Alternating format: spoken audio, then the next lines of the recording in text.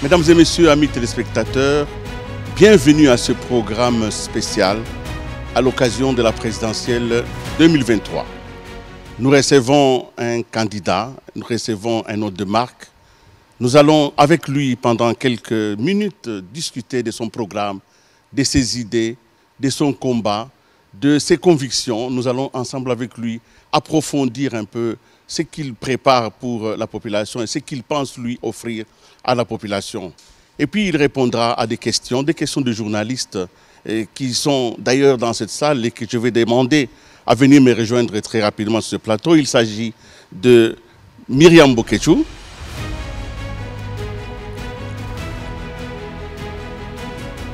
Merci de prendre place. De Jacques Moulouba.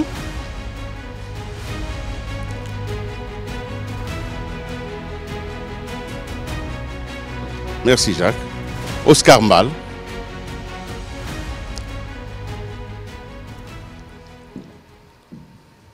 Merci. Il est le numéro 20 des candidats. Il s'appelle Félix Antoine Tshisekedi Tshilombo. Il est dans cette salle et je voudrais l'inviter à venir participer à ce débat.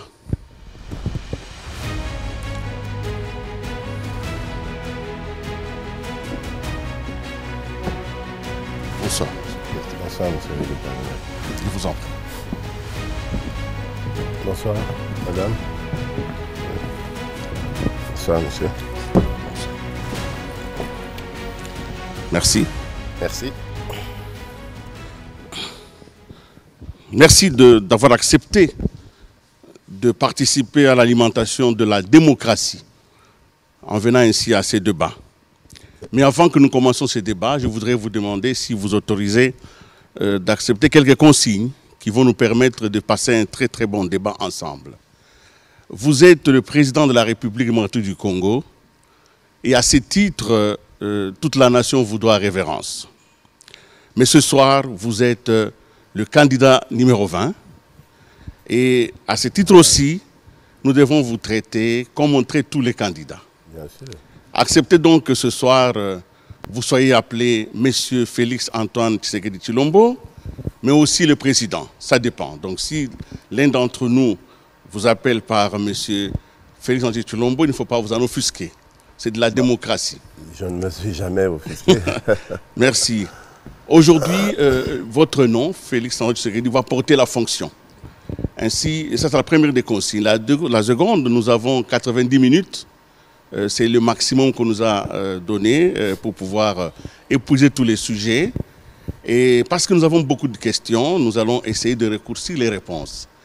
Plus vous répondrez moins, plus nous aurons beaucoup de questions, plus la plage des réponses va être profitable pour nos téléspectateurs.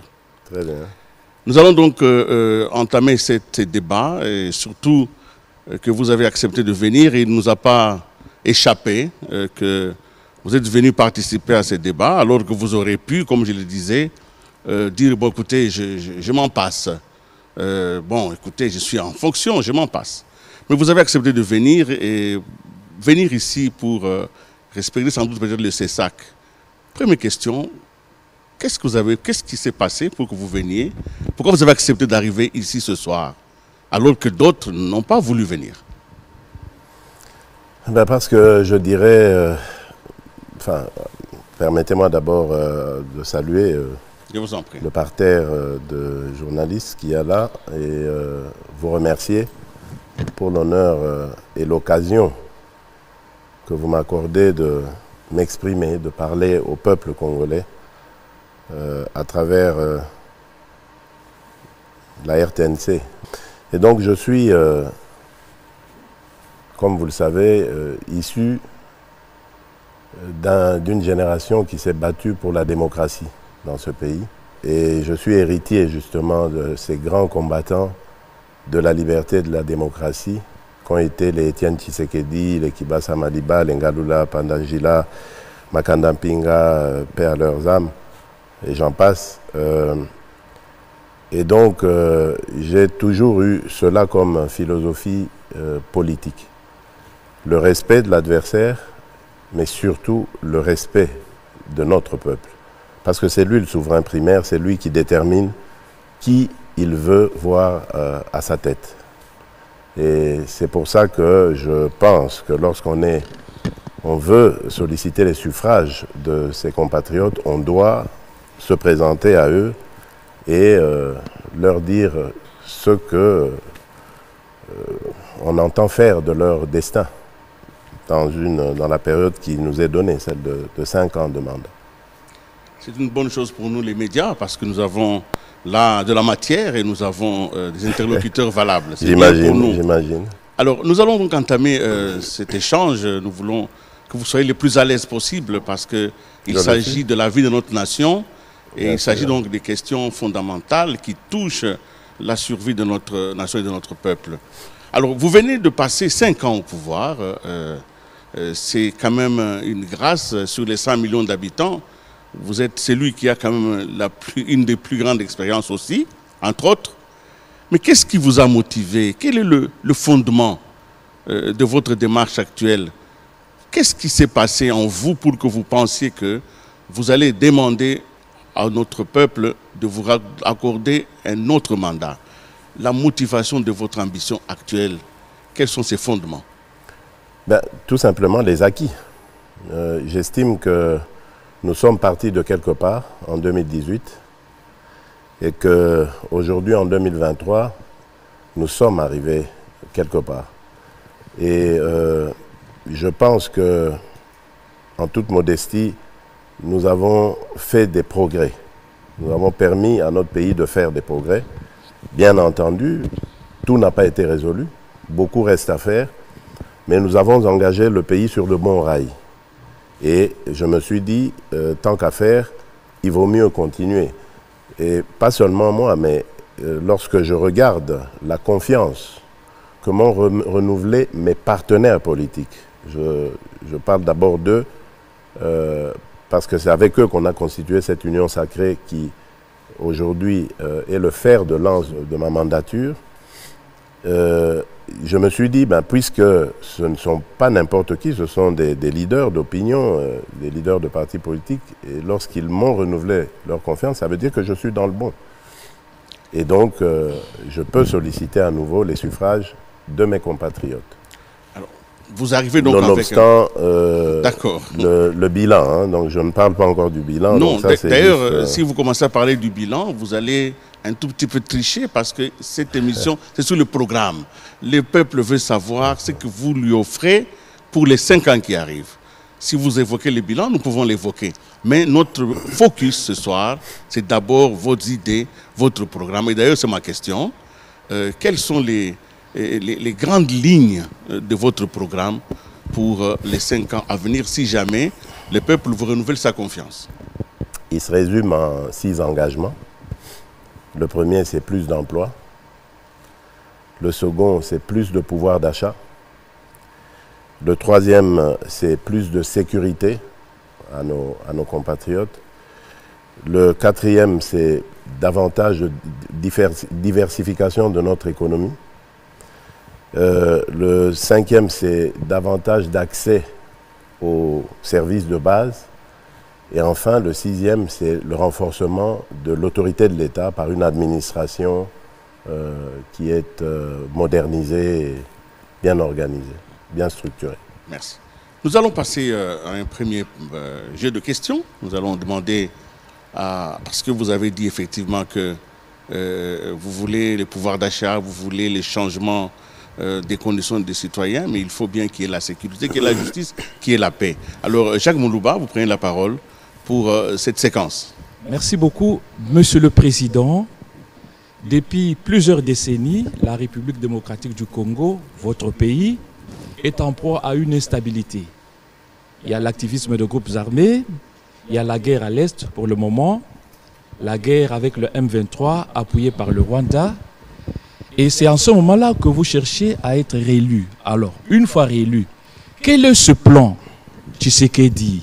Quelle est cette recette que vous préparez pour que la guerre puisse cesser et que le pays soit pacifié dans les 5 ans à venir? Merci pour la question qui est très intéressante d'ailleurs. je voudrais noter d'abord que ça fait près de 30 ans que cette situation existe. Elle n'a pas commencé avec l'avènement de Félix Tshisekedi. Lorsque je suis arrivé aux affaires, j'ai trouvé cette situation et je me suis dit, je vais aller voir mes voisins, surtout ceux qui posent problème. Et point n'est besoin de vous les décrire, pour leur proposer un modèle autre que celui sur lequel on a toujours vécu, c'est-à-dire en se regardant en chien de faïence, se soupçonnant, s'accusant, bref, se détestant même, on va dire, parce que on sent maintenant les tensions entre nos pays respectifs, mais surtout nos peuples respectifs, ce qui serait vraiment dommage parce que nous sommes condamnés à être des voisins à vie. Donc, il ne faut pas vivre en ennemis, c'est mieux de fraterniser.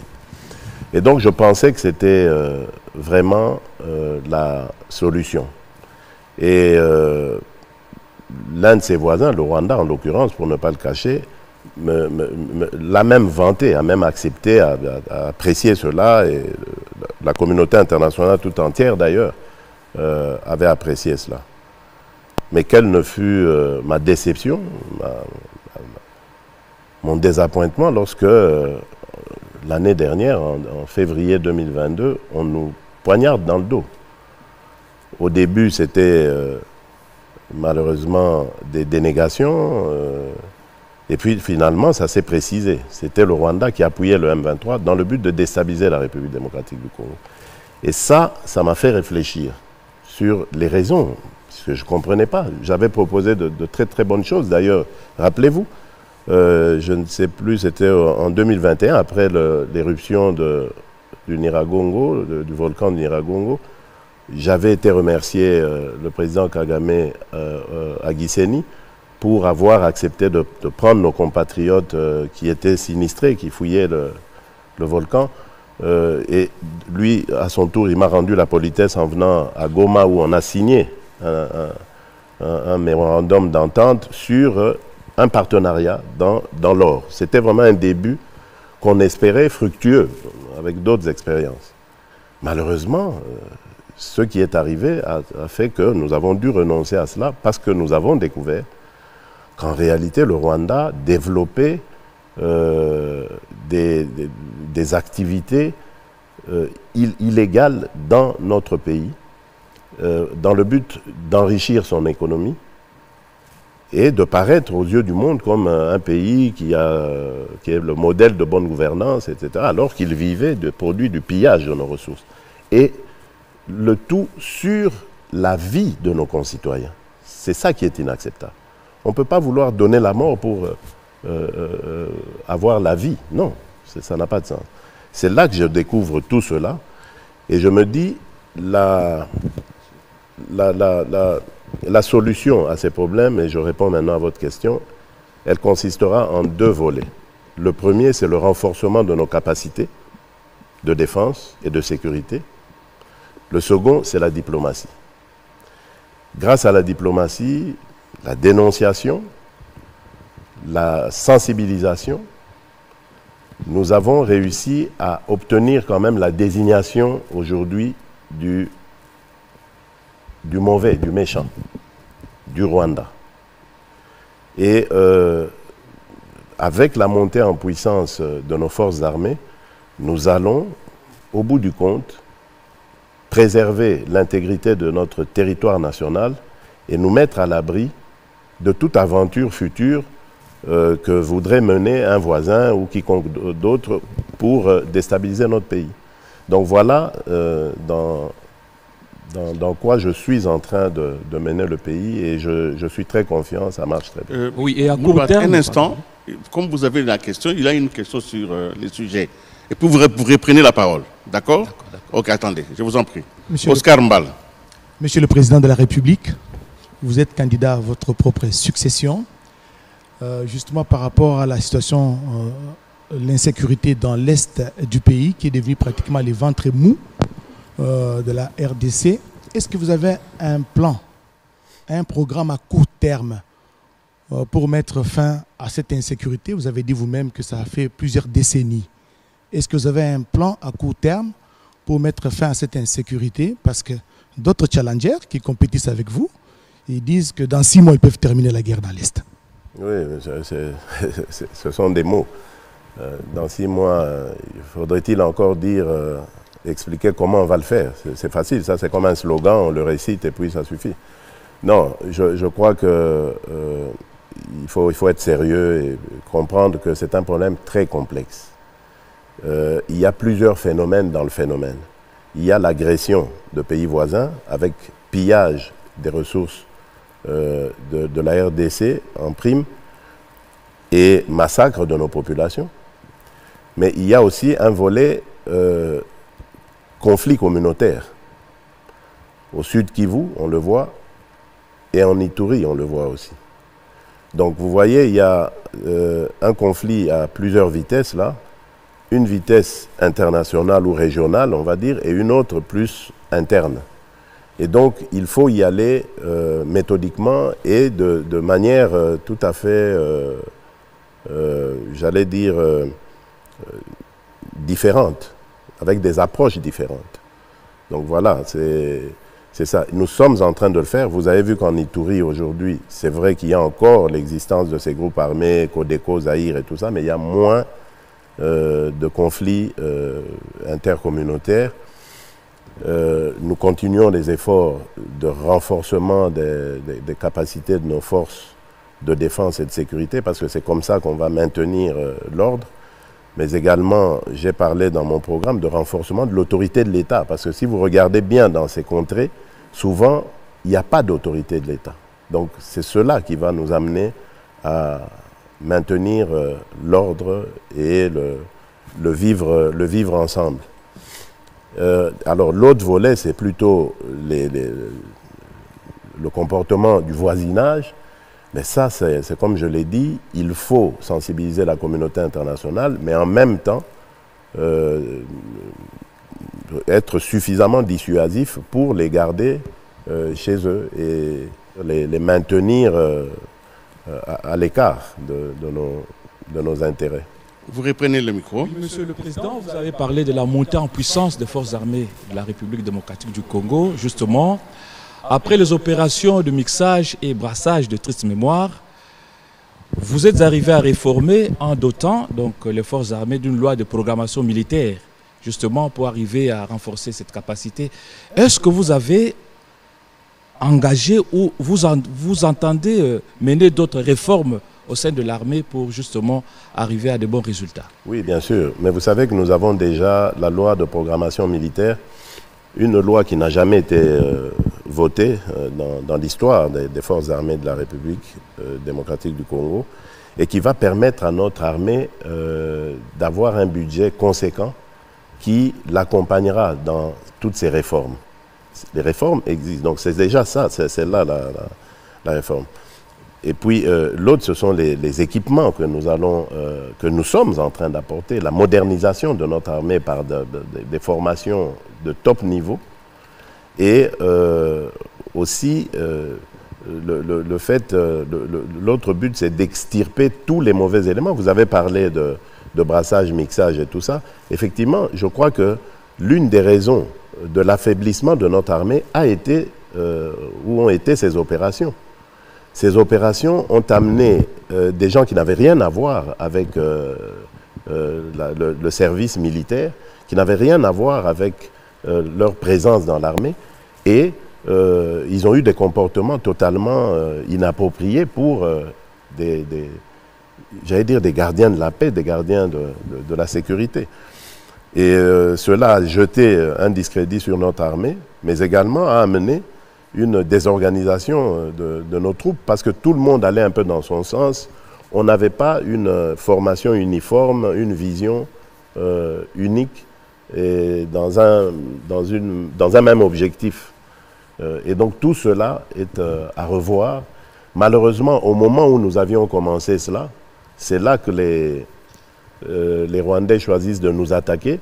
Donc nous avons dû freiner cette évolution vers les réformes et privilégier plutôt le renforcement de nos capacités, avec évidemment le risque d'avoir des trahisons, comme ça a été le cas ou des faiblesses, parce que, disons-le clairement, il y a parfois des missions. Donc, nos soldats, il leur arrive des fois de décrocher sur le champ de bataille. Nous allons boucler ce chapitre avec Myriam sur une question. Vous avez une question sur ça? Oui, Monsieur le Président, j'ai une question, celle de savoir aujourd'hui, après le refus de la RDC de renouveler leur mandat, les militaires de la force régionale, l'EAC ont commencé à se retirer.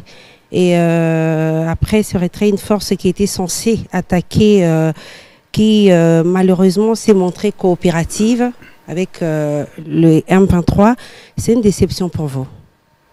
Si c'est une... C'est une déception pour vous, parce que cette force devrait normalement attaquer les M23. Bien sûr, c'est une déception, parce que la force de l'Afrique de l'Est n'a pas du tout respecté le cahier de charge. On a eu Nairobi, puis ensuite Luanda, qui a précisé le cahier de charge. Après le cessez-le-feu, il y avait pré-cantonnement, d'abord à Rumangabo, où on allait procéder au désarmement de ces terroristes du M23, pour ensuite les transporter à Kindu, à partir d'où ils allaient maintenant intégrer le processus de DDRCS. Malheureusement, ils n'ont pas exécuté cela, alors que dans le cahier de charge, on parlait clairement de la contrainte au cas où les terroristes du M23 n'obtempéraient pas.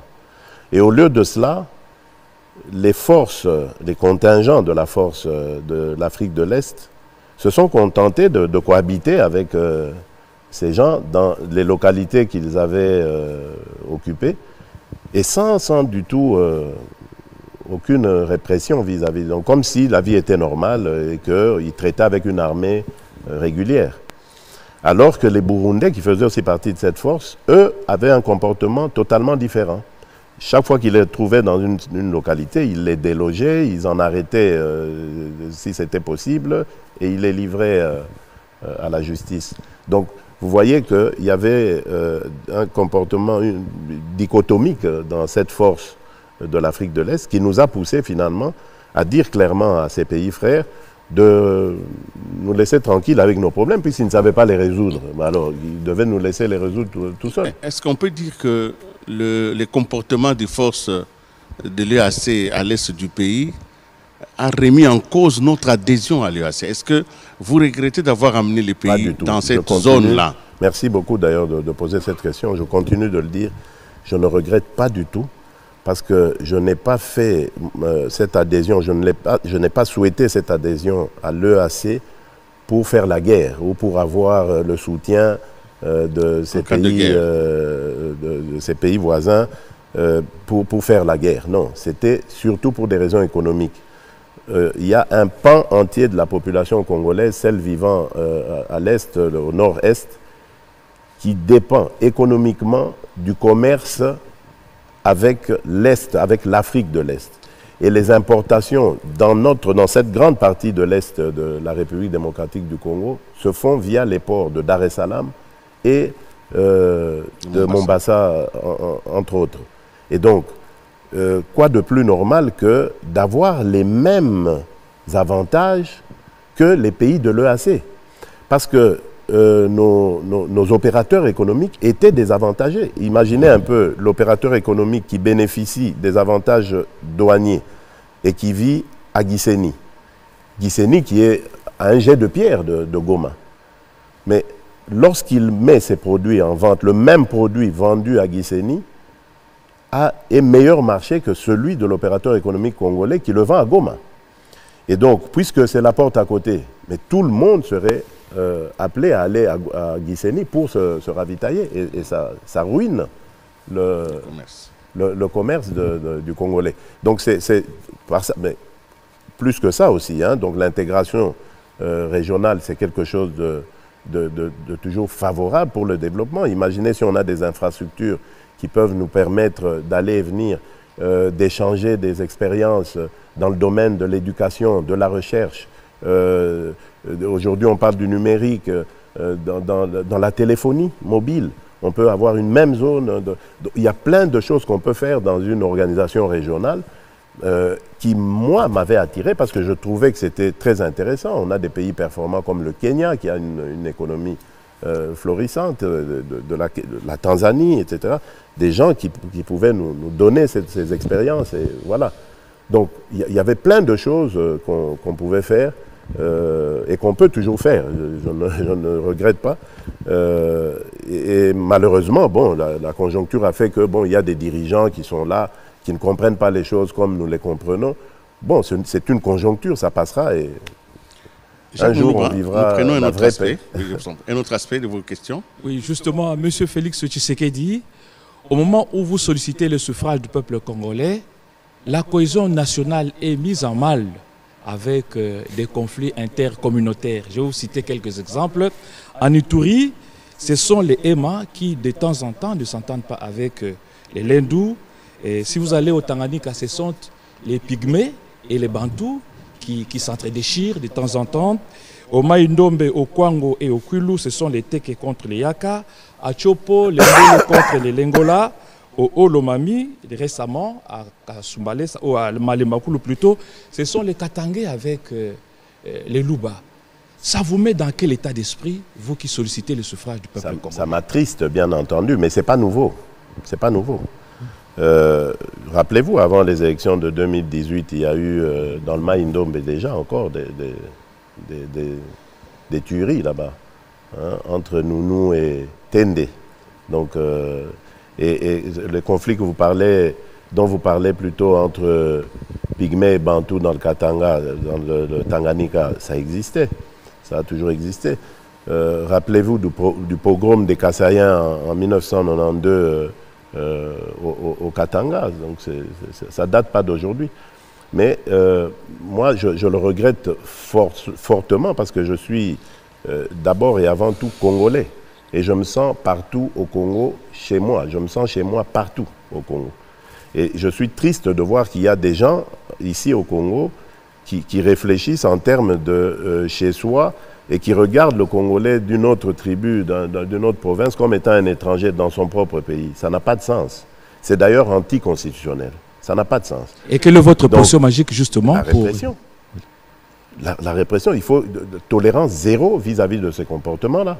Tolérance zéro. Bon, des fois, il faut peut-être une approche pédagogique parce que parfois ça part de problèmes stupides, de limites foncières ou de querelles de voisinage, des choses comme ça. Mais lorsque ça devient, comme c'est le cas à certains endroits, quelque chose de méthodiquement étudié, fignolé, pour arriver à ce résultat, là, c'est tolérance zéro, il faut sévir. Mais si ces événements sont instrumentalisés par des politiques... C'est instrumentalisé justement à certains endroits. Quand vous dites tolérance zéro, vous pensez aussi aux politiques. On ne le voit jamais traduit en justice pour avoir incité des populations à la haine tribale. Mais il faut que ça commence. Vous savez, la justice, c'est ça le problème. Vous pensez toujours... J'ai jamais compris ce phénomène. Depuis que je suis à la tête du pays, j'ai jamais compris ça. On pense que la justice, c'est moi. C'est pas moi qui fais la justice. C'est pas vrai. C'est vrai, on m'appelle magistrat suprême, d'accord. Ce n'est pas un euphémisme. Hein? Non, mais c'est un titre honorifique. J'ai jamais... Vous pouvez gracier des gens aussi. Hein? Vous avez le pouvoir de gracier. C'est honorifique. Même de faire arrêter aussi, vous pouvez. J'ai jamais dirigé un procès, sanctionné au cours d'un procès. C'est pas mon rôle. Il y a des spécialistes pour ça. Et c'est pour ça que je me bats pour qu'on ait une justice qui soit vraiment efficace, parce que je crois en cette parole de la Bible qui dit que c'est la justice qui élève une nation. Je crois fermement à ça. Et pour moi, l'état de droit passe justement par l'instauration d'une justice juste, mais surtout efficace dans notre contexte actuel. Myriam, une question à Lingala peut-être? Oui, tata mokonzi ya mboka naza na question pour na bao bazolanda biso na Lingala. Olakaki que mandat na yo otie yango mingi po na wetali kosilisa insécurité. Ozo silisa premier mandat mboka Congo bato mosusu bakozala na droit ya kovoter yo te, na devoir pardon parce que bazali na makoki wana teni ne koyebisa na bango. Bon, na rosenga bango bolimbisi pour ezali mokano nanga te, hein? Ngai nalingaki penza Congolais nyonso azwa occasion ya ko voter. Mais za mokano nanga te, banguna bakoteli biso, bitumbe kangi biso. Soki nalobaki tozelisana nu maponomi, tobimisa banguna na mboka, elinga pesa occasion na banguna misusu toza na bango kati ya mboka awa, ba récupérer situation politiquement, ba kene nango nde mususu. En complicité na bapayao baza ko guide bango. Yango na lobaki bon, to bundana nu, totala neni toko bengana bango avant processus ya enrôlement ici là. Toko quitter pour ndenge na lobaki awa ndenge tokanaki, c'est-à-dire totiaki motema na force ya Afrique de l'Est que tango bakoya bakokoka siko ko permettre biso tokende na malembe na kosilisa conflit wana tolekisi tango na bango basale loko moko te to se retrouver siko bandeko ebele bazana nu na possibilité ya ko s'enrôler te bandeko ya Masisi na ya Rutshuru. Bon, tobi likambo te tokende nanu na maponomi tokotala. C'est pas la première fois que ça arrive. Na élection en 2018 bandeko ya na Maindombe pe na Beni ba votaki te. Tango maponomi esili après ba ko pesa bango occasion tango kimia ekoti. Tokosala pe bongo, il y a pas de problème.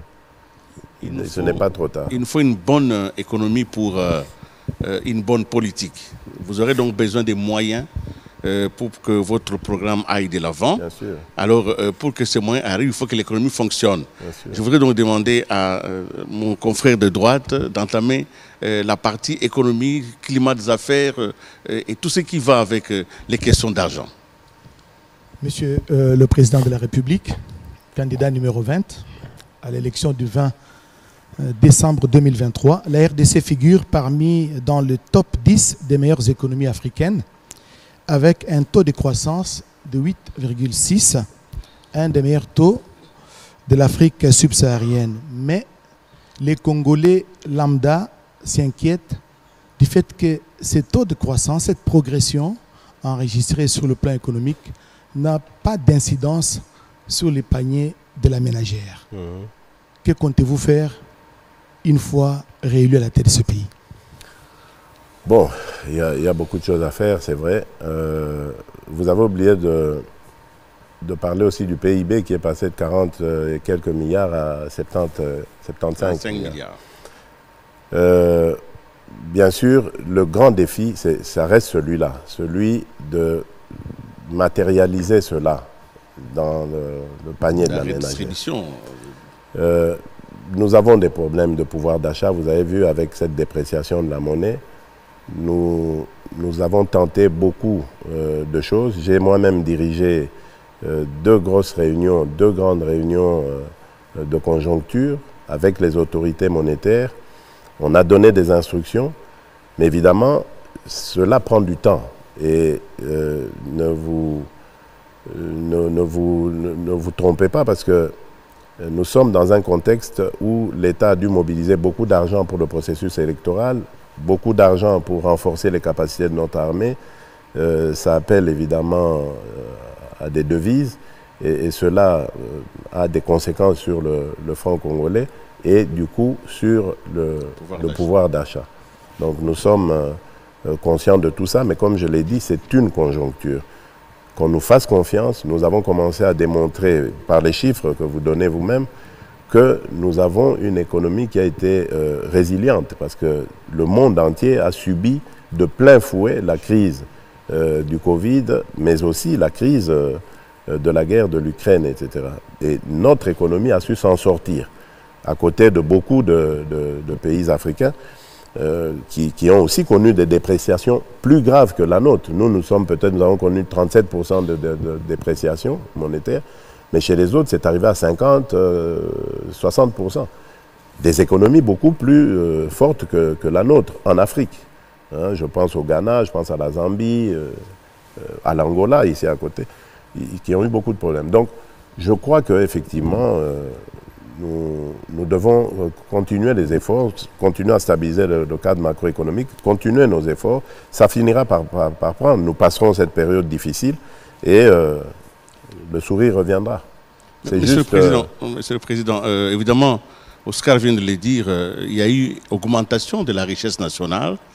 Et une hypothèse, je ne sais pas, vous allez la démentir ou la confirmer, voudrait que effectivement l'argent entre dans les caisses de l'État, mais l'argent est systématiquement détourné et que vous aurez eu quand même des collaborateurs qui sont passés maîtres en détournement. On parle des millions et ça a donné même le tournis. Hein, ça donne les tournis. Arrêtez de vous en prendre. On parle des millions chaque jour. Vous savez, au Congo, plutôt, oui, j'allais dire, tout le monde est voleur. Ça, j'ai déjà remarqué. La première injure qu'on adresse à un politique, c'est Moïbi. Oh, ah, Moïbi. Sans preuve, mais on dit quand même Moïbi. Attention, n'oubliez pas que nous sommes le régime qui a mobilisé le plus de ressources. Donc ça veut dire qu'on a réduit comment vous appelez ça encore, les détournements. Les détournements des ressources. Mais oui, parce que si on arrive à un budget de 16 milliards, on mobilise davantage de recettes. Parce que la production a augmenté aussi un peu. Hein, ouais, il n'y a pas que le vol. Hein. Oui, mais tout est à notre avantage, tout est à notre... voilà, donc c'est pour vous dire qu'on a travaillé quand même à juguler cela. L'IGF, à qui j'ai donné un pouvoir régalien, a fait un travail énorme, un travail très appréciable. Pourquoi est-ce que vous ne le mentionnez pas? Ça n'existait pas avant. L'IGF existait, certes, mais elle était une coquille vide. Aujourd'hui, grâce à son inspecteur général, Jules Alingueté, on a avancé, on a réussi à juguler beaucoup de mes gestions. Mais évidemment, je crois qu'il y a encore beaucoup de travail à faire. Et il y a d'autres solutions dans lesquelles on est en train d'aller, le numérique, hein, avec la dématérialisation de l'économie. Je crois qu'elle nous aidera beaucoup. Il y aura moins d'argent qui sortira des mallettes et tout ça. Voilà, dans des mallettes, dans un truc, parce que, voilà. Et puis, rentrer tout le commerce informel, là, quand on va le remettre dans le secteur formel, je crois que tout ça va contribuer à davantage lever les fonds. Tout ce que je demande, c'est qu'on me fasse confiance, parce que la détermination est là et le sens d'orientation est là. Nous savons ce que nous voulons. Nous l'avons déjà commencé. Simplement, on n'a pas eu assez de temps pour vraiment le faire éclore. Vous savez, on a eu un mandat très difficile, 2 ans pendant lesquels on a tergiversé dans cette alliance, cette coalition FCC-CACH qui nous faisait tourner en rond. On allait de conflit en conflit, de discussion en discussion sans jamais en sortir. Puis finalement, quand je réussis à renverser cette majorité, à l'obtenir pour moi tout seul, on tombe dans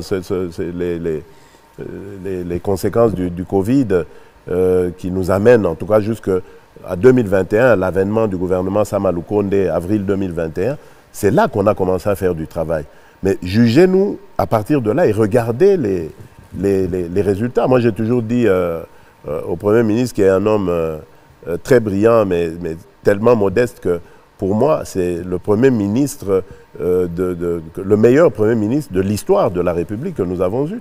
Regardez ce que ce gouvernement a pondu en peu de temps. Mais évidemment, à partir du moment où les gens disent « Tozo liate », ça c'est le mot-clé. C'est ça qu'il faut qu'on réussisse. Mais c'est justement ça l'objectif de toute politique. Bien sûr. C'est d'arriver quand même à donner à manger à la population. La solution, c'est dans la diversification de notre économie.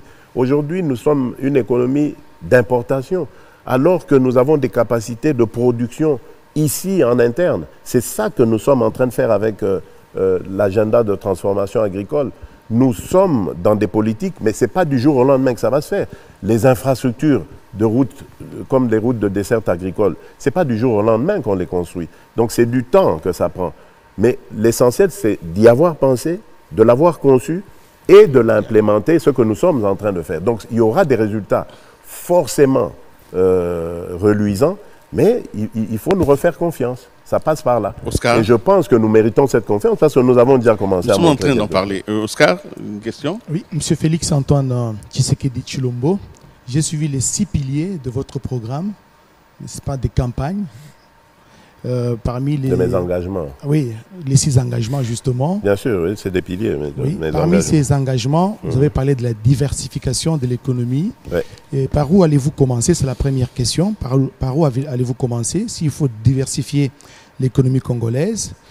Et les Congolais voudraient savoir, ça c'est la deuxième question, si dans le cadre de votre programme, il est prévu la réduction du train de vie des institutions. Parce que, vous le savez, ces institutions sont aujourd'hui taxées des budgétivores et même sujettes à des dépassements budgétaires. Bien sûr. Je vais commencer par l'agro-business. L'agriculture est un domaine dans lequel on peut créer des millions d'emplois directs et indirects.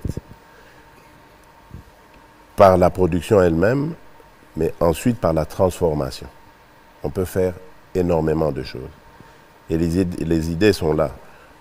Nous avons le programme d'industrialisation qui consiste à créer des zones industrielles desquelles vont émerger des milliers de petites industries qui vont générer beaucoup d'emplois et de richesses.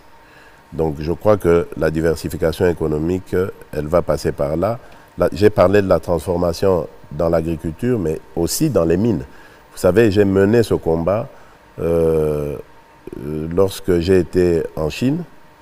J'ai rencontré nos partenaires chinois et je leur ai dit, écoutez, je ne suis pas content de ce que nous faisons. Et j'avais le rapport de l'IGF qui disait, depuis que ce partenariat existe, la Chine a engrangé 10 milliards, nous on n'en a engrangé même pas un. Donc on est à 900 et quelques millions. Je dis c'est injuste, ce n'est pas du tout équitable, nous devons revoir cela.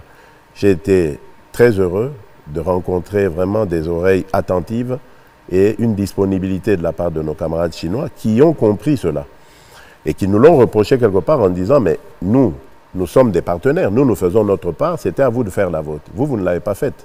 Maintenant que nous avons un interlocuteur qui parle de ça, tant mieux. Nous sommes là pour vous aider. Moi j'ai dit, vous nous accompagnez dans l'industrialisation de notre pays parce que je veux que nos minerais désormais, que notre pays désormais ne serve pas que de terre d'extraction pour qu'on aille vendre nos minerais ailleurs, mais aussi de terre de transformation. On va extraire, on va transformer. Évidemment, on a des défis, notamment énergétiques, infrastructurels, j'ai parlé des routes ici et tout ça. Donc il faut qu'on dote nos localités, bref notre pays, de capacités énergétiques qui puissent nous permettre d'implanter des industries de transformation. C'est ça le défi, qui a un peu commencé avec le programme de développement des 145 territoires, mais qui est appelé à se renforcer parce qu'il n'y a pas que les 145 territoires qui vont apporter eau et énergie et électricité, mais il y a aussi d'autres partenariats avec les Chinois, par exemple, le barrage de Boussanga.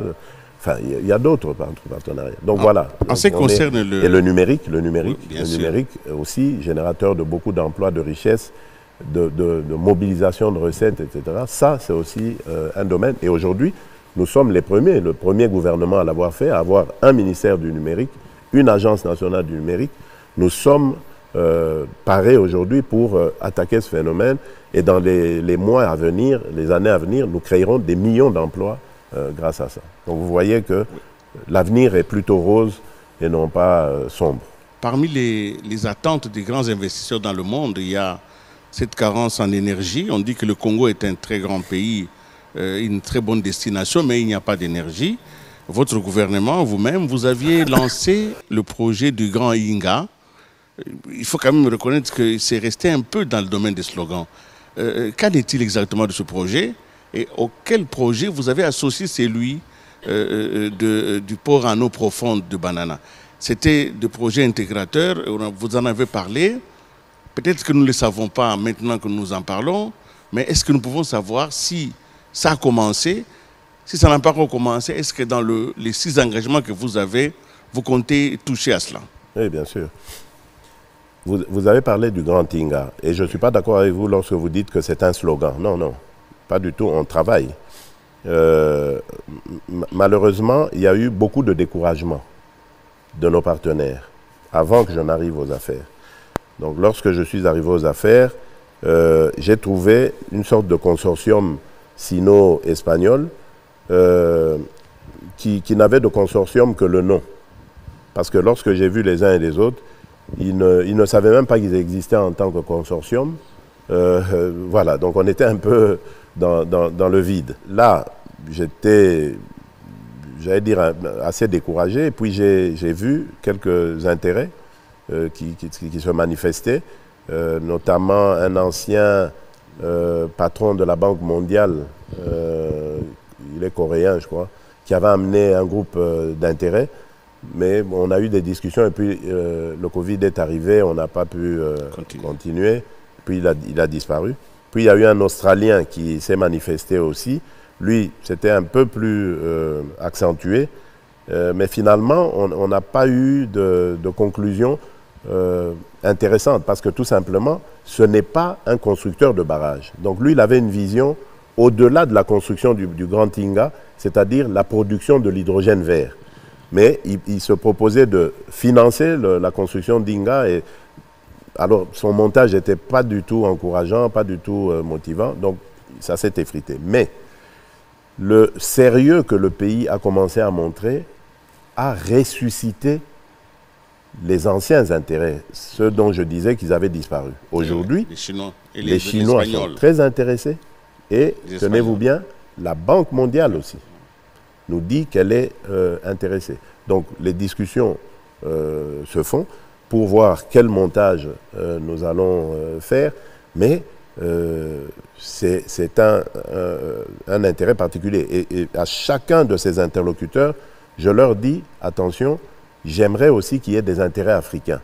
Je pense là à l'Afrique du Sud, par exemple, au Kenya aussi, je crois qu'il y avait manifesté ce genre d'intérêt, et peut-être à d'autres États. Mais je voudrais qu'on réserve aussi une place à l'Afrique parce que le Grand Tinga va desservir l'Afrique. Toute l'Afrique, oui. Voilà. Absolument. Donc, mais le port en eau profonde. Le port en eau profonde, bon, c'était un projet qui datait de l'époque de mon prédécesseur, qui avait été très mal ficelé, très mal ficelé, ça je vous le dis, parce que je l'ai tenu de la bouche du chairman de DP World lui-même, le constructeur, le développeur du projet, qui m'a dit, Monsieur le Président, c'était à Davos en l'année du Covid, là, 2020, juste avant le Covid.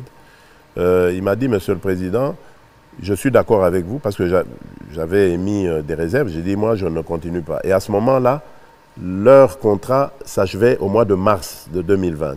Et je leur ai dit, écoutez, ou on s'entend maintenant, ou bien moi je laisse filer le temps, on est en janvier, mars c'est dans 2 mois, et vous perdez tout. Et je cherche un autre... Alors il m'a dit, Monsieur le Président, vous avez raison. Ce projet était très mal ficelé. On s'est même demandé si ceux qui avaient fait ça étaient des Congolais. Authentique, ce que je vous dis. Je lui ai dit, voilà, ben, moi maintenant, je vous dis, moi je suis Congolais, je veux revoir ce projet, et voilà comment on l'a mis en place. J'ai été reçu à Abu Dhabi, à Dubaï, on a discuté de cela, de la faisabilité. Ça a un peu pataugé au moment des années Covid, là. Et puis finalement, on a bien démarré. Et là, les coups de pioche ont commencé. Hein. Donc le projet est en construction. Mais il est en 2 phases, parce qu'il y avait le camp de l'armée navale, là, de la force navale. Il fallait délocaliser. Oui, il fallait le délocaliser. Moi, j'avais demandé qu'on commence d'abord à délocaliser et reloger nos forces navales avant de commencer le grand... Parce qu'il ne fallait pas les mettre à la rue et puis que l'État se retrouve encore en train de devoir... Donc, on va remettre le camp à cet endroit. On les déloge d'abord pour refaire le camp, parce que le camp va rester là.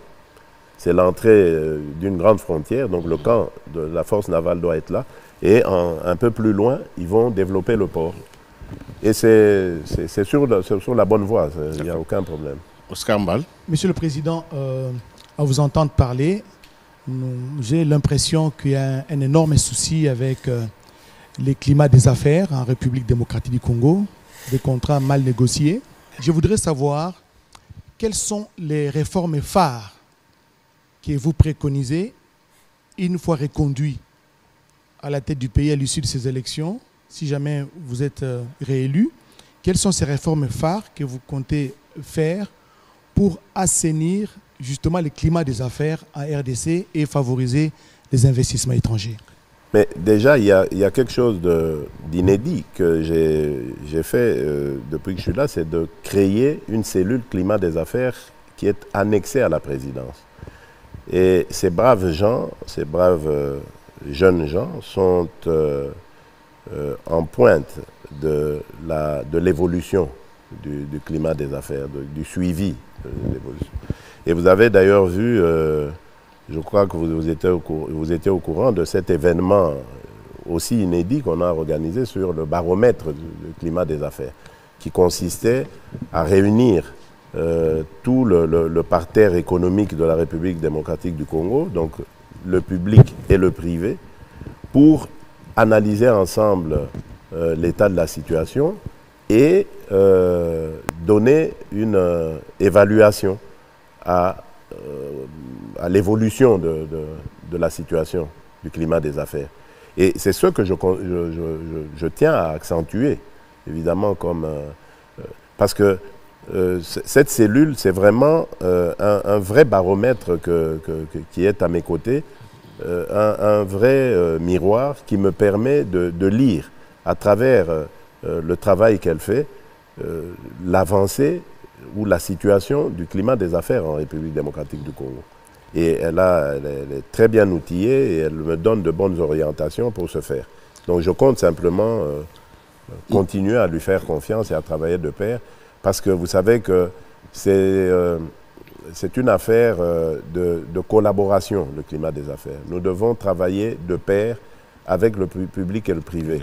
J'ai toujours dit que nous ne devons jamais considérer le privé, c'est ça l'erreur qui a toujours été commise par l'administration publique ici chez nous, c'est de considérer les opérateurs privés comme des vaches à lait qu'il fallait presser à tout point de vue pour s'enrichir.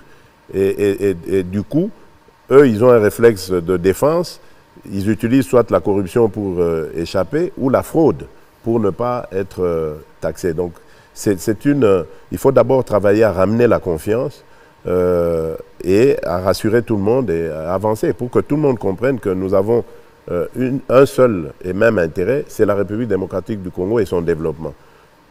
Plus ce pays se développera, mieux ça vaudra pour les affaires, les opérateurs économiques. Et c'est mon souhait. Monsieur le Président, il y a un de vos prédécesseurs qui disait à l'époque qu'il n'est pas facile d'être le Zaïre. À l'époque, c'était le maréchal Mobutu parce qu'il avait conscience... Je le constate aussi. Ah oui, oui. Il avait découvert que diriger ce pays, c'était une équation à plusieurs degrés, à plusieurs inconnus. Vous y êtes et nous n'allons pas vous demander de tout nous dire aujourd'hui. Le secret d'État peut-être oblige, mais ça nous amène à la diplomatie. Ça nous amène à notre place en tant que nation dans ce monde où il y a tout des convoitises, où le Congo est perçu toujours sous un regard. Alors, je vous poserai la question plus tard, mais je voudrais demander à notre consoeur Myriam de poser des questions sur la diplomatie, mais quand même de le faire en lingala, parce que les lingala reste une langue dans laquelle nous pouvons aussi critiquer les étrangers. Hein? Vous pouvez poser la question en lingala, ce sera entre nous. Pardonnez-moi, madame. Je vous en prie. Vous ne croyez pas si bien dire. Vous savez, j'ai lu quelque part, je ne sais plus où, que la République démocratique du Congo faisait partie des 5 pays les plus difficiles à diriger au monde. Les 5 pays les plus difficiles à diriger. Pourquoi? Et vous saviez qui était avec nous? Non. Qui est avec... les autres pays? Oui. C'est l'Afghanistan, oui. l'Irak. Voilà. Non, mais quand même... C'est pour vous dire que... C'est pas facile. Pour vous dire que nous sommes vraiment en train d'accomplir des actes héroïques, là. Myriam, je vous en prie. Madame, pardonnez-moi. Je vous en prie, monsieur Tshisekedi. Tolingi koyeba erozi bokonzi sika olobi na kokende libanda pour na koluka ba partenaire pour na vendre image à RDC jadis terni et puis pour na kozongisa RDC na concert des nations baloba écoute que non diplomatie agissante. Est-ce que lelo ba voyage nyonso sali bisika nyonso koti pour na kobeta en faveur à RDC et botimbuma ce qui est beauté, est-ce que ce qui population est confié le sous prochain mandat, ou que procéder na ndenge wana après prestation un serment na yo to banda komona yo zuba pe police so tamboli mokili mobimba? Non, après prestation en serment, on retient plus accent na mboka parce que tu vends ici déjà Makambo, ça ne sert plus à rien. Il y a Kobima. D'ailleurs, au Moni, sur Botali bien, dernier mois, on a mis sous mingité parce que les alagi sous pendant na importance ndenge zaki na ngote. Ba oyo balobi o baloba likambo voyage ezande kozanga koyeba. C'est normal, baza aux affaires te ngamunaza na cabine ya pilotage, ngamuna yebi. Makamuni ne le kanamboka pourquoi il faut nabima.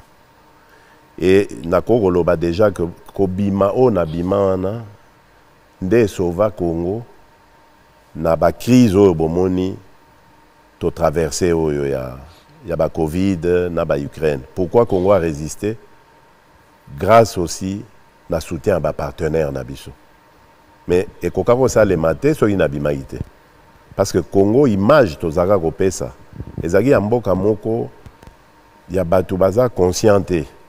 Mais vous imaginez pays mobimba toza na voisin azozwa or, azozwa coltan, azozwa 3T, ba minerai oezo te kama makasi na libanda. Pe azokendo se présenter kuna geza ya yebandimie alors que ba yebi bien que uta na Congo. Mais vous imaginez niveau bazaro zo biso. Donc bazo qui bateau vraiment inconscient dit tant qu'à faire tozo anabiso bino ba Rwandais boya ranango parce que bato ana ba comprendre rien. Donc il fallait qu'on change paradigme wana. Ko lakisa bango que non. Congo ezape na bana nango baza bana ya Congo balingi Congo pe balingi ko sala de sorte que Congo est tombouama. Ba comprendre message wana. Mais pour ça il fallait qu'on luka batou parce que c'est ça la communauté internationale. La diplomatie c'est ça. Malheureusement diplomatie ezali ba contact. Ba ko sa ote mama. Diplomatie et lingaka chaise vide te. Soki yo oza muto chaise vide, oza muto to benga oni charisme. Soki oza muto ba jeu na diplomatie simbate. Diplomatie, il faut qu'on solo là. Il faut échanger, il faut développer ba amitié. C'est ça qui nous a aidés. Et moi je suis fier. S'il fallait recommencer, on recommencer. Mais et je voudrais vous dire maman, ba voyage wana ezaka ya plaisir te hein. Po ozana idée te ya ndenge na kembaka. Ba heure à vol, tamso koma boye ba ibso que lobby ezo pendant 8h du matin, yo koma ba 2h, 3h du matin, fatigue à voyage, mais il faut kende, il faut solo là. Bah c'est pas facile. Donc vraiment ça ne ngai vraiment si c'était que bon proposer un eloko musu na ngana pona eloko wana que ba voyage c'est éprouvant. Mais monsieur le président, même partenaire wana baza ko financer Rwanda ou azali pays agresseur et RDC. Moi te bazo jouer double jeu. C'est pour ça que nazo lo banayo likambo yo ezali et oumeli depuis 30 ans. Pendant 30 ans tozaki absent. Webi frazo na auto lobano na yoka kiango et pas ya sous-secrétaire d'État américain on a yambaki wa je sais plus il y a quelques mois na tangoye na lobeli na quand on est aux urbana bozo soutenir boye vraiment bazo koufe pas nangai ça fait bozo lo ba génocide à Rwanda na ya 94 d'accord mais chez moi ça fait près de 10 millions qui en parle bino tout boza complice. Donc na moni penza mama ningani ayebi singa bi Monsieur le Président, c'est normal. Pendant 30 ans, nous n'avions pas d'interlocuteur dans votre pays. Ça l'analyse à phrase, on va comprendre ce que ça veut dire. Voilà. Moulouba, Jacques Moulouba, on passe à un autre thème. Vous avez la recherche scientifique et les capitales humaines, c'est vous qui avez ce thème-là. Merci beaucoup, je crois, Willy, vous allez me laisser un peu de temps, puisque ici nous parlons maintenant du social. Posez vos questions. Monsieur le Président, nous allons parler de l'enseignement, l'éducation, la gratuité de l'enseignement. Et laissez-moi évoquer quelques chiffres, puisque la gratuité, elle est opérationnelle elle est palpable, même s'il y a d'autres qui n'y croient pas. Mais avant que vous... Il y a encore des gens qui n'y croient pas.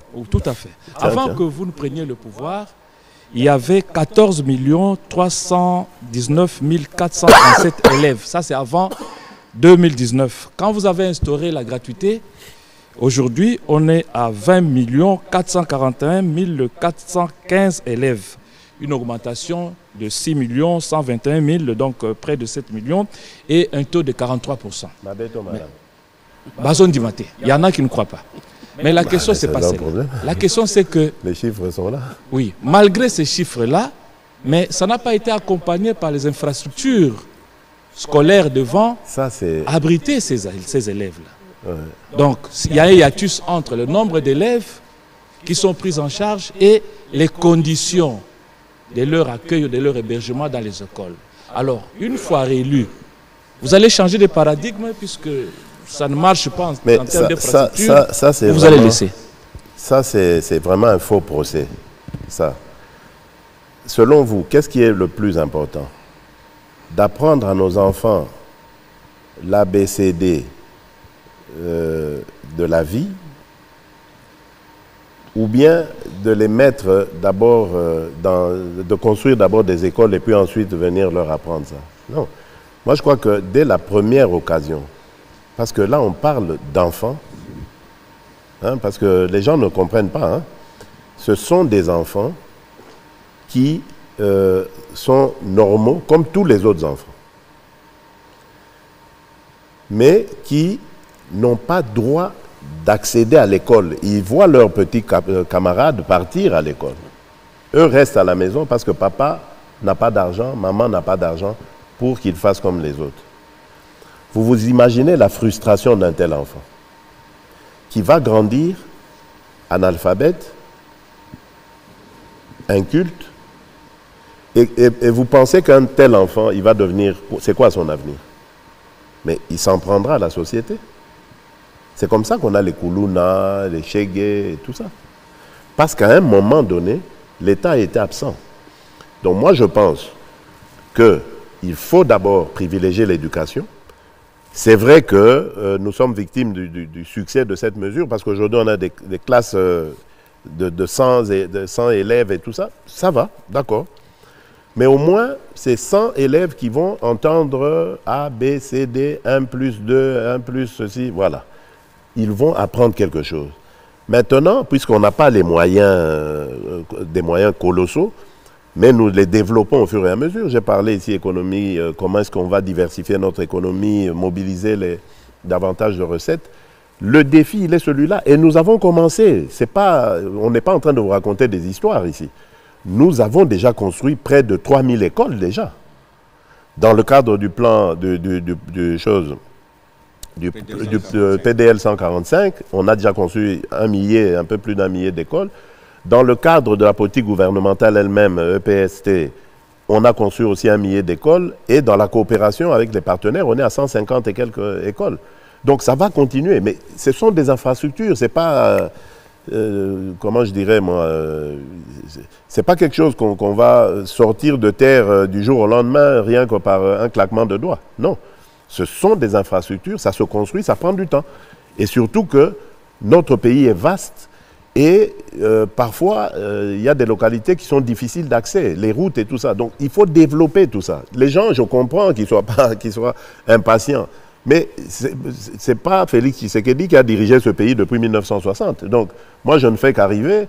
Qu'ils me laissent le temps, c'est tout ce que je leur demande. Je partirai de la tête de ce pays en ayant laissé, en tout cas, à mon successeur, vraiment une situation qui lui permettra de continuer toujours dans le bon. Moi, c'est tout ce que je demande, c'est ça. Mais en tout cas, on est sur le bon parce qu'on est à plus de 3000 écoles construites déjà à ce moment. Couverture santé universelle avec comme première réalisation, si on peut parler en ces termes, la gratuité de la maternité. Et si on doit se rendre compte qu'il y a 516 zones de santé en République démocratique du Congo qui devront bénéficier justement de cette couverture santé universelle ou de la gratuité de la maternité. Et si on doit se rendre compte qu'à Kinshasa, on a besoin de 200 millions de dollars pour réussir la gratuité de la maternité, est-ce qu'on aura les financements, Monsieur le Président, pour arriver à couvrir les 516 zones de santé? Est-ce qu'avec un budget de 16 milliards de dollars américains, on va réussir ce projet? Est-ce que ça ne sera pas du bluff pour les 5 ans à venir? Non. D'abord, je ne crois pas à ce que vous dites sur les 200 millions. Non, c'est beaucoup moins. On doit être dans les 40 et quelques millions pour cela. Mais nous sommes la République démocratique du Congo. Pays potentiellement riche. Et nous venons de parler ici des fuites de capitaux, etc. Donc, en retenant ces capitaux, en faisant un bon usage, une bonne gestion des affaires de l'État, on peut mobiliser ces fonds. Il ne faut pas toujours se mettre dans la peau de pauvres gens. Non, moi c'est ça que je refuse. Le Congo n'est pas pauvre. Les Congolais ne sont pas pauvres. Moi je refuse ça. Nous sommes un grand pays et nous allons le démontrer. Nous allons capter cet argent, nous allons le mettre au service de la nation, du peuple congolais, pour le bonheur du peuple congolais. Et c'est le défi que je vous lance. Qu'on me donne simplement ce deuxième mandat et vous verrez, non seulement on va maintenir cette politique d'accouchement gratuit parce qu'on a visé cette couche de notre population, parce que c'est là qu'il y a le plus grand taux de mortalité, chez les mamans et chez les nouveau-nés. C'est eux qu'on a voulu privilégier.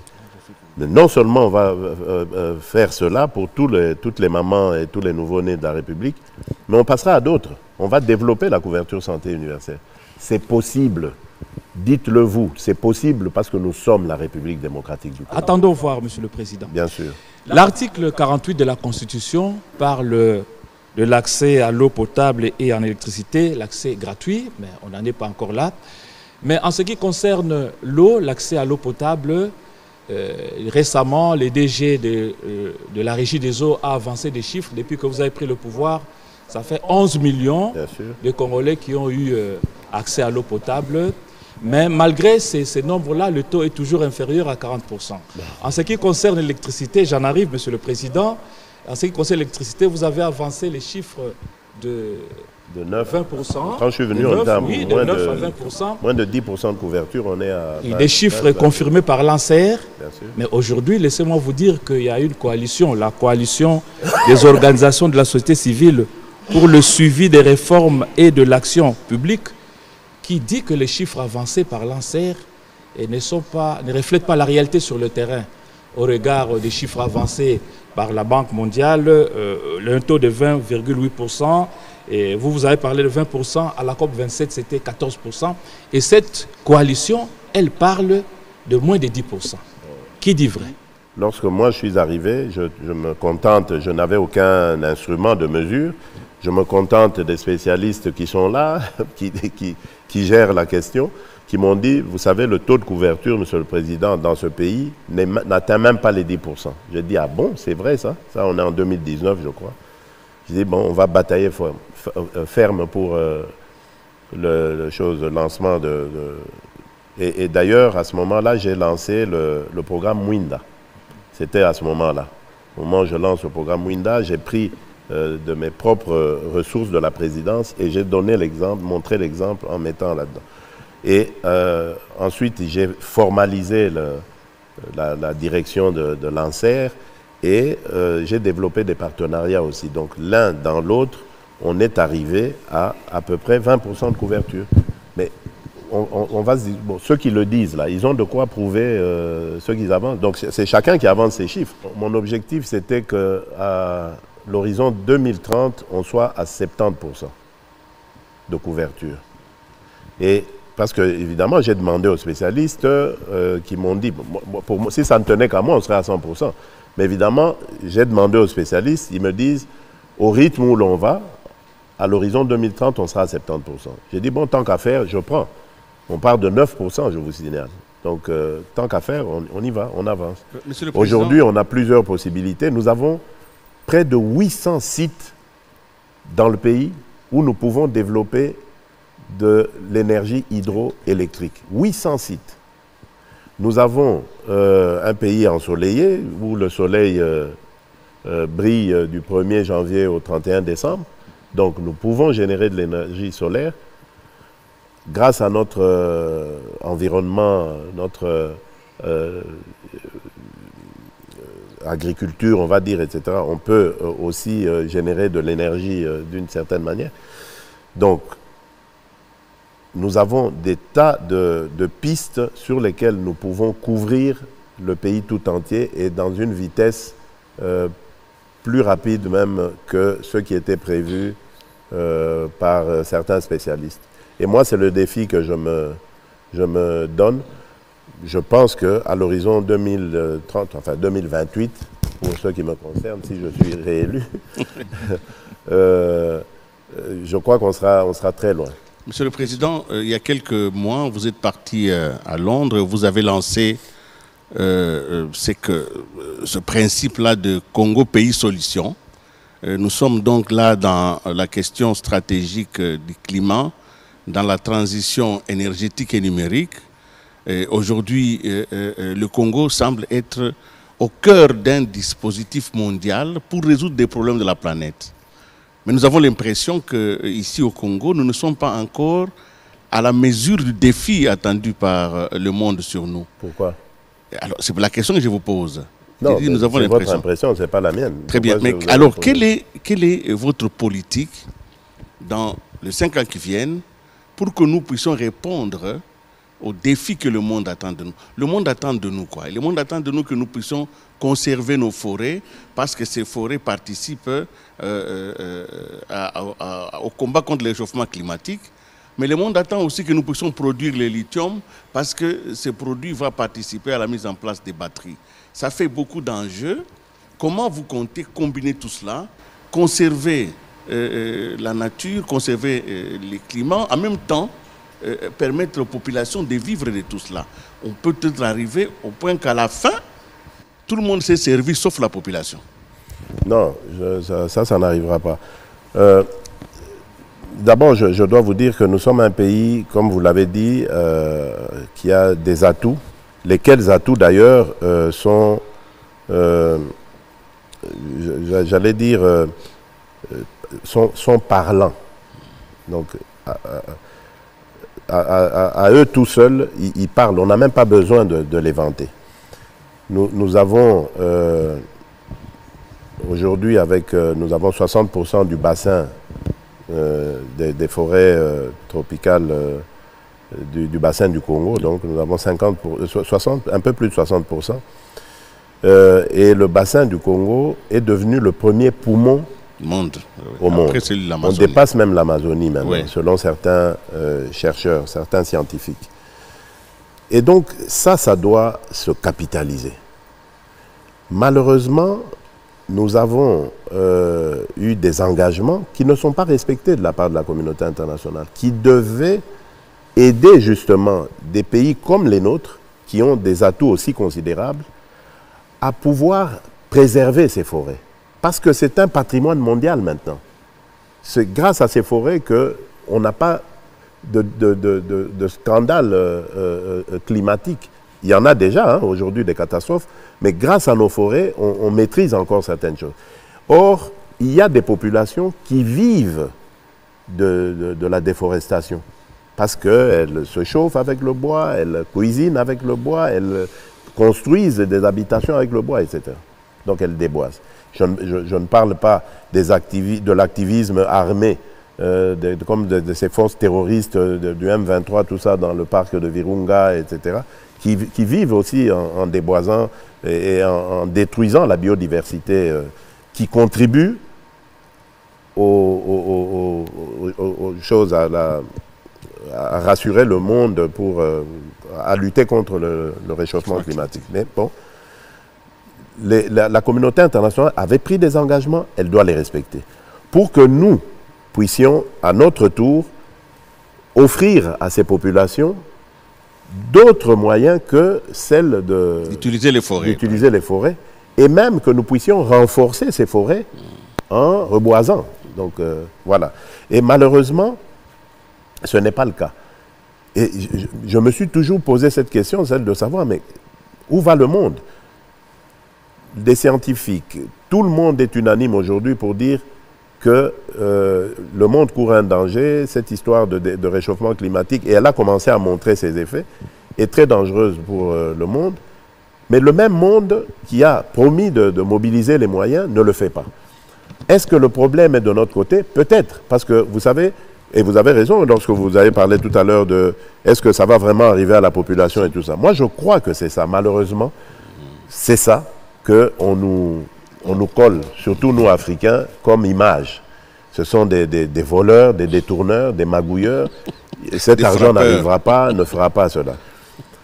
Moi, c'est triste à dire, mais je crois que c'est à nous maintenant de travailler, de faire des structures qui soient suffisamment parlantes, suffisamment convaincantes pour amener ces gens à respecter leurs engagements. C'est pour ça que depuis quelques mois, j'ai désigné une spécialiste climat, une envoyée spéciale climat, qui est dédiée uniquement à cette tâche, celle de faire les structures qui soient suffisamment convaincantes pour amener la mobilisation de ces ressources. Et nous avons aussi, ça c'est le cas de le dire, une excellente ministre de l'Environnement, Madame Eve Razaiba, qui se bat très bien sur tous les points. Vous avez vu comment elle nous a représenté à la dernière COP 28, qui se bat sur tous les fronts pour mobiliser ces ressources. Et je suis convaincu que ça finira par payer. Ils finiront par nous prendre au sérieux, nous respecter et respecter finalement leurs engagements. Nous allons vers la fin de cet entretien progressivement. Est-ce que votre engagement, les 6 piliers, avez-vous un chiffre à offrir? Est-ce que le projet de gouvernance, le programme que vous allez mettre en place, est-il chiffré? Si possible, pouvez-vous nous avancer un chiffre global pour les 5 ans? En 2018, lorsque je suis arrivé aux affaires, enfin non, avant d'arriver aux affaires, j'avais présenté un programme qui disait que je passerais après le premier mandat, si je me souviens bien, à 85 milliards. Milliards, oui, oui. Si je me souviens bien. Mais vous voyez que les aléas de la vie ont fait que... Vous n'osez plus vous avancer sur un chiffre. Je n'ose plus donner des chiffres parce que le Covid est arrivé à tout foutu en l'air, la guerre de l'Ukraine, et nous avons encore une guerre, nous, à régler. Je n'ai pas envie de m'engager sur des chiffres, mais ce dont je suis certain, c'est que nous progresserons, ça c'est sûr. Les chiffres, c'est de la propagande, c'est bien d'en donner, mais en même temps, lorsque on ne les atteint pas, ça devient une conséquence fâcheuse. Donc ce dont je suis sûr, c'est que nous sommes partis pour progresser.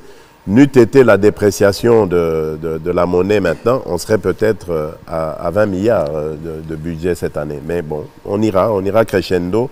Lorsque nous allons dématérialiser avec le digital, je suis sûr qu'on fera un bond net en avant. Lorsque nous allons diversifier mêmement, maintenant les spécialistes pourront nous dire à ce moment-là quelles seront les prévisions. Mais à ce stade, ce qui m'intéresse moi, c'est de faire évoluer le pays d'abord. Nous allons prendre les toutes dernières questions. Donc vous allez vous concentrer pour prendre une seule et unique question. Elle doit être extrêmement courte, pas d'explication, juste la question. Et puis notre invité va répondre et puis nous allons clôturer cette émission. Si vous êtes d'accord avec moi, allez-y Jacques Mlouba. Oui, une question en rapport avec le social, la toute dernière qui me restait. C'est en ce qui concerne les agents et fonctionnaires de l'État. Depuis que vous êtes aux affaires, on a avancé les chiffres de 300 000 qui sont mécanisés, reconnus, payés. Nouvelles unités, oui. 10 000 sont retraités. Mais malheureusement, Monsieur le Président, dans les 5 ans à venir... Et avec une retraite garantie. Oui, une retraite avec honneur, tout ça, avec paiement. Oui.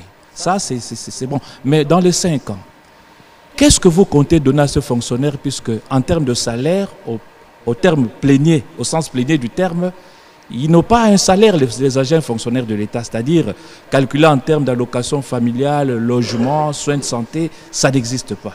Alors, dans les 5 ans, ils vous écoutent, qu'est-ce que vous pouvez leur promettre? Vous savez, Très bien, c'est vraiment une très, très bonne question, M. Moulouba.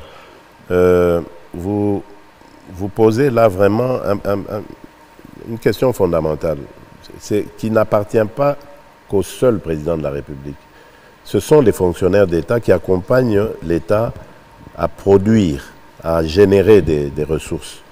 Donc, c'est notre affaire à tous de se mettre au travail, générer ces ressources pour ensuite les répartir ou les redistribuer de manière à ce que tout le monde se retrouve. Et dans ce pays, on a été en panne de ce processus depuis de longues décennies. Donc nous devons refaire tout ce système. Mais on le refait avec des ressources, on le refait avec des moyens. Je ne peux pas commencer ici à donner des promesses creuses en disant oui, mais vous allez voir, réalisez-moi, ce sera fait dans la... Non. Parce qu'aujourd'hui, j'ai la réalité des choses. Il y a 5 ans, j'aurais peut-être répondu facilement à cette question en disant « oui, oui, vous allez voir, on va le faire ». Comme j'entends des gens aussi aujourd'hui dire « ils vont créer 5 millions d'emplois parmi mes concurrents, là, 5 millions d'emplois par an ». Il y en a un qui dit « il va finir la guerre en 6 mois ». D'autres qui disent... enfin bon, bref. Budget de 300 milliards. Oui, il y en a même qui arrivent à 300 milliards et tout ça. Bon, c'est leur problème. Quand ils seront en face de la réalité, j'espère qu'un jour ils y arriveront, ils vont déchanter. Je crois que il y a une chose que les Congolais doivent comprendre et qui est très importante.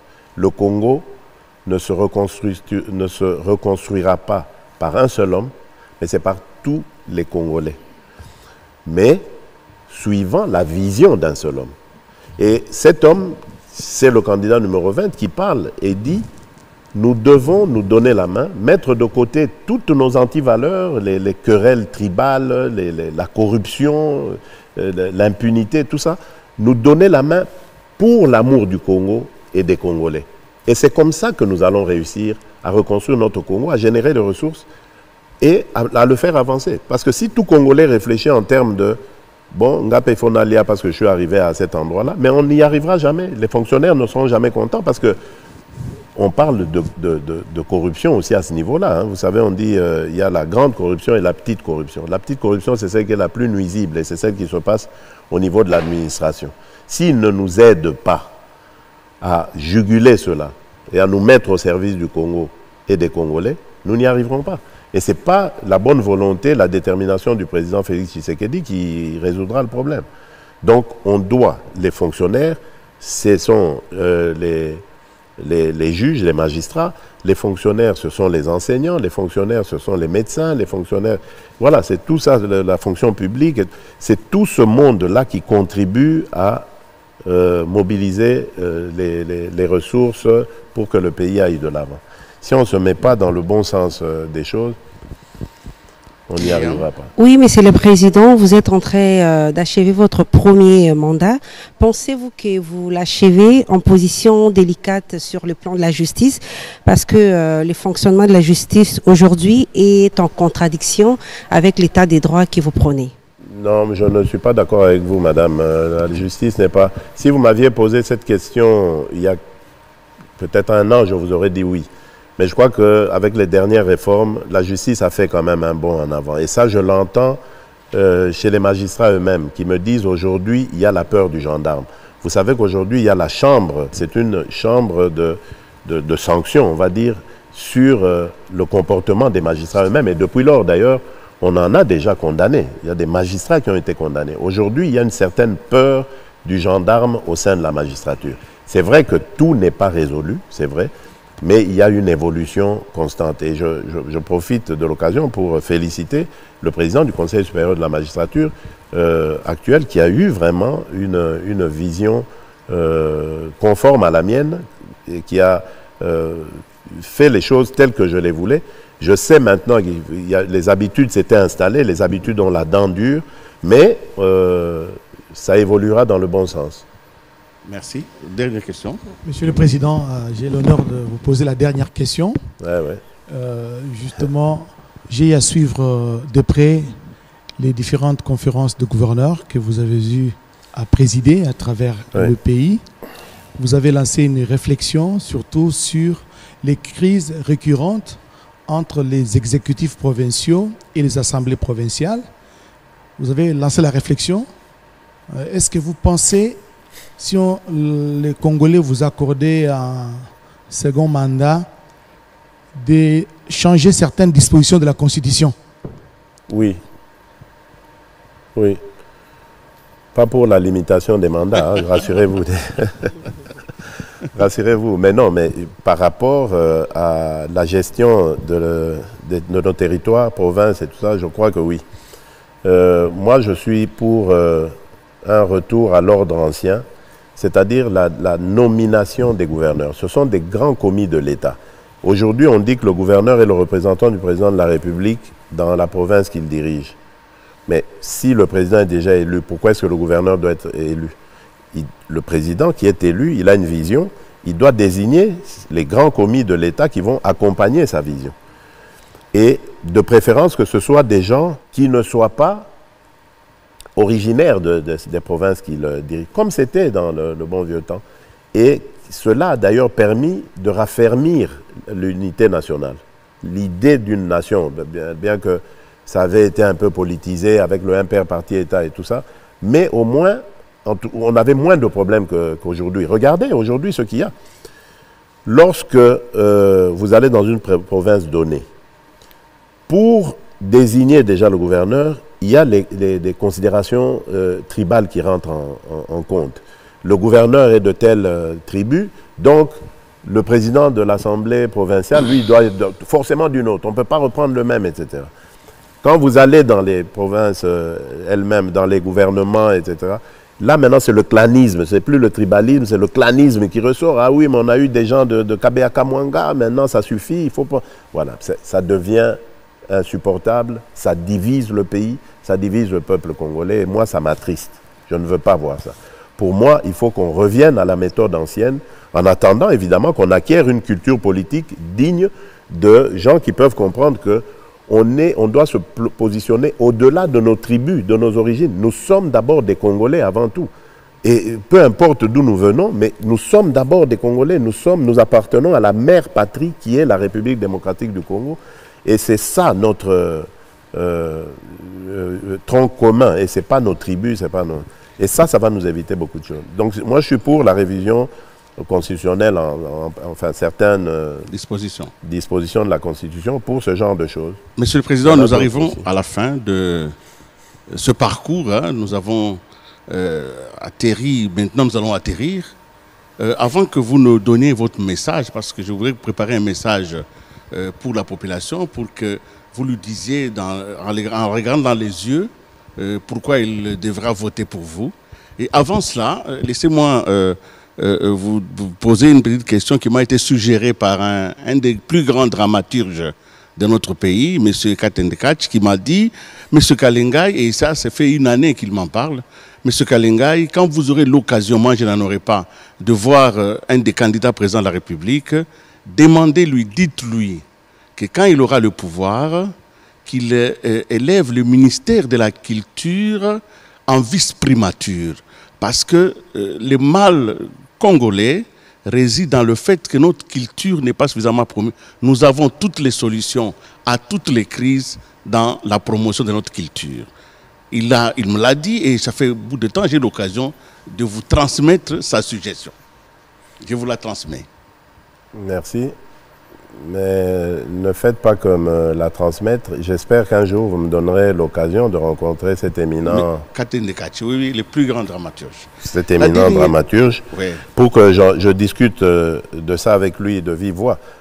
Je ne crois pas que c'est parce qu'on devient vice-premier ministre qu'on a plus de pouvoir que d'autres. Je gère le gouvernement. Je vois ces débats. Tout le monde est logé à la même enseigne. Ce n'est pas parce qu'on est vice-premier ministre qu'on a plus de pouvoir. C'est pour élever cela, avoir beaucoup plus de moyens pour la culture. Oui, donc pour moi, je suis totalement d'accord avec lui. Nous devons nous baser sur notre culture et mettre davantage notre culture en avant. Mais il ne faut pas forcément avoir une vice-primature. Le ministère de la Culture peut rester là où il est. Il faudrait simplement lui donner peut-être plus de budget, mais également penser à ce qu'il oriente sa politique à travers les écoles. Il faut enseigner cette culture à nos enfants. peut-être depuis la maternelle et petit à petit monter crescendo. Parce que c'est comme ça qu'ils vont l'acquérir. Il n'y a pas d'autre secret, il n'y a rien d'autre, il n'y a que ça. C'est par l'école, par l'enseignement, l'éducation qu'ils peuvent ingurgiter ça. Merci. Et donc pour moi, je suis totalement d'accord avec lui. J'aimerais approfondir cette discussion si il est disponible. Et comme ça va résoudre son problème. Quand il dit il est sûr qu'il ne rencontrera jamais. Alors, moi, je lui dis que c'est possible. Merci. Vous allez évidemment vous adresser directement en quelques secondes à la population qui nous a suivis ce soir. Si elle a tout oublié, qu'est-ce qu'elle ne doit pas oublier en ce qui vous concerne? Celle en face, là? Je vous en prie. Bien, c'est simplement pour dire, le 20 décembre, nous avons deux choix.